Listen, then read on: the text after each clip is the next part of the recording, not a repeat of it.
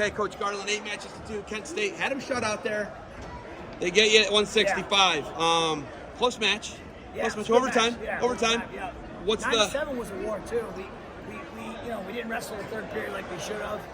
Didn't stick to the game plan. That kid's really good with an overhook, and he's really good defensively. And we kind of fed into it. We were still up 6-3 in the third, or whatever it was, 6-4, whatever it was. We didn't need to go crazy. We didn't need to. So a little bit of game plan stuff there, but. For starting off, winning 8 of 10. I know how good a job Josh Moore's doing. I'm happy for the kids. It was a long trip. We're exhausted. This is 3 weeks in. So I think it's taken a lot out of us, So to come out with 8 wins, I'm pretty pumped for them. I think the coolest thing of being here, dude, I don't know if I'm supposed to say this or not, but I love this city. I love Cleveland. I got so many guys that I've coached that are here. Ralph T. Camillo and Georgie were up in the stands. The Sulzer family was here. I mean, you name it. So, there's just so many dudes that I've coached from this area. Charlie Agostino's right behind me. So I just want to give a plug to this. Thank you for saying that, for letting us do it. I love this place. I hope we can do it every year.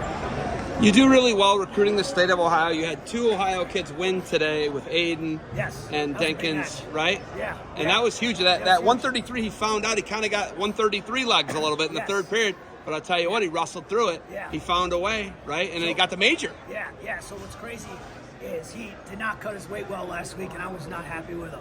And so I'm really proud of him because his teammates were on him. He made a decision to do the right things.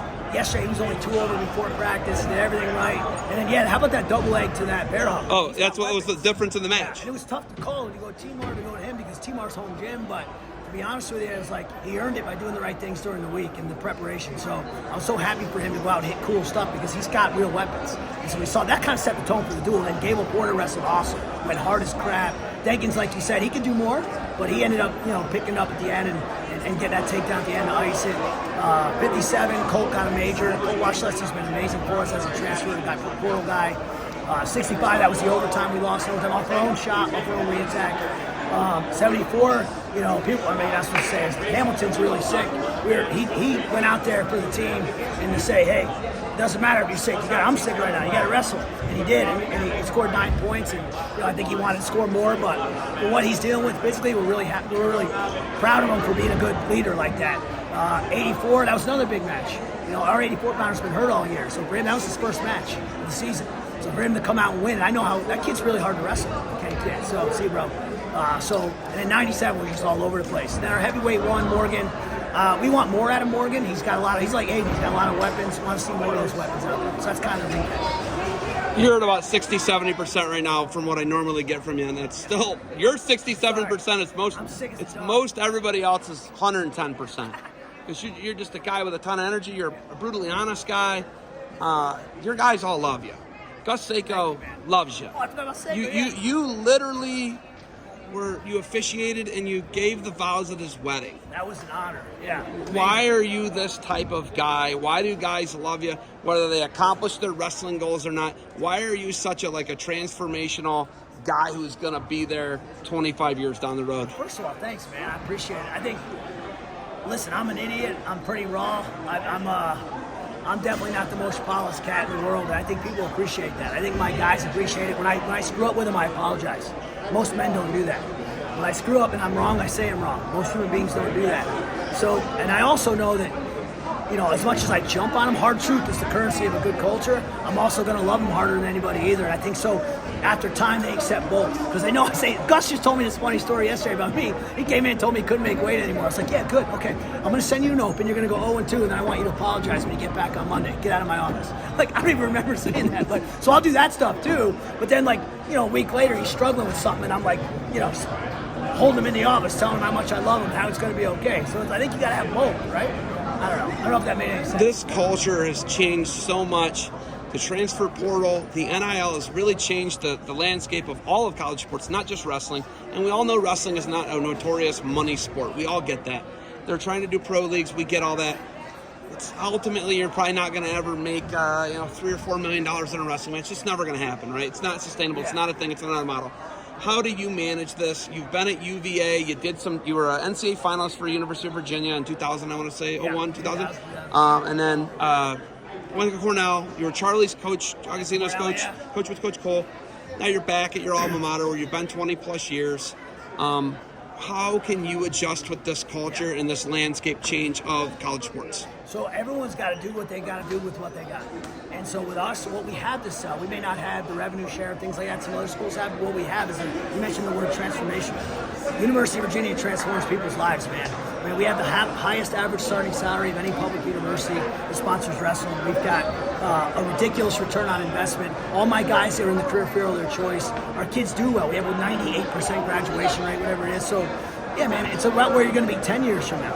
And oh, by the way, I was just at Justin McCoy's wedding this summer, seeing all those guys, how close they are. Like, we have that. So, sadly, a lot of people nowadays, they don't want to hear that. But the right people, hopefully, will say, you know what, that does mean something to me.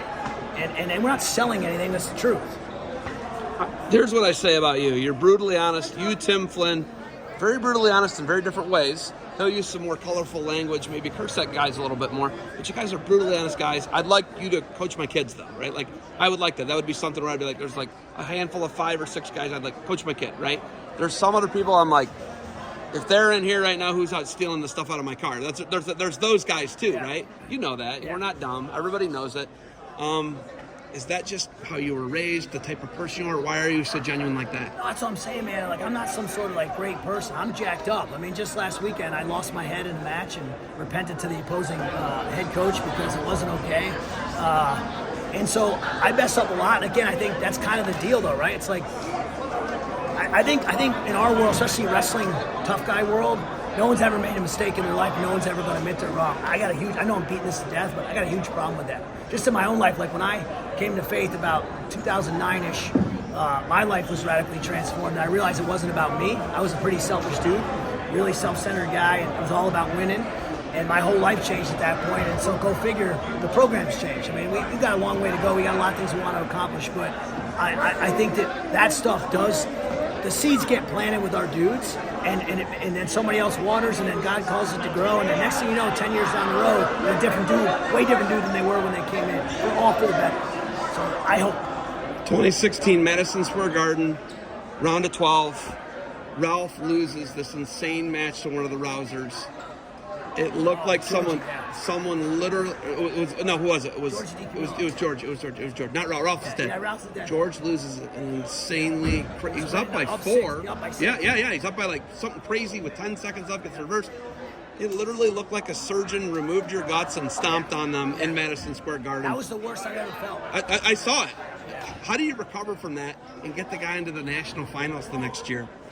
Man, it's all him. I mean, again, I just got in the pit with him in the hallway and just cried with him, and he was struggling, man. That was the worst I've ever seen him. You were struggling. Yeah, and we just felt pain together, and then that summer, Jordan Lean, we had Frank Pirelli, myself, whoever else was around him. We had guys around him that just rallied around him, and he's such a workhorse. But then he got big, and he's like, I'm going up, and then things started to click mentally and confidence-wise. And next thing you know, he's like, I'm not losing. I mean, he beat a lot of good dudes that tournament to make the finals. It wasn't just like he just made the finals. He was like beating a lot of studs. So, yeah, that was as hard as I hit, as much hard as we fell there and hurt.